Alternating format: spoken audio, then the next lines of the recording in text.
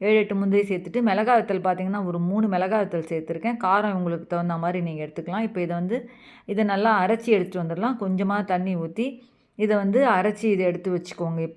இப்போது ஒரு பேனில் வந்து பார்த்திங்கன்னா 1 ஸ்பூன் வெண்ணெய் சேர்த்துக்கோங்க. 1 ஸ்பூன் வெண்ணெய் சேர்த்துட்டு கொஞ்சமாக இதில் எண்ணெய் சேர்த்துக்கோங்க. அடுப்பை வந்து கொஞ்சம் சிம்மிலே வைங்க.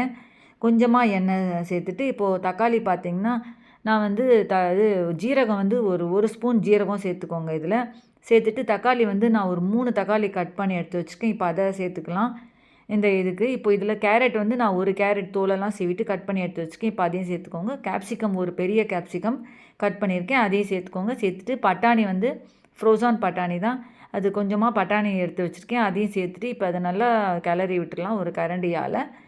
இது ரொம்ப ஈஸியாக சிம்பிளாக செஞ்சிடலாம். நீங்கள் இது வந்து உங்களுக்கு வந்து நம்ம வீட்டில் இருக்கிற பொருளை வச்சு இது ரொம்ப ஈஸியாக சிம்பிளாக செஞ்சிடலாம். இது உங்களுக்கு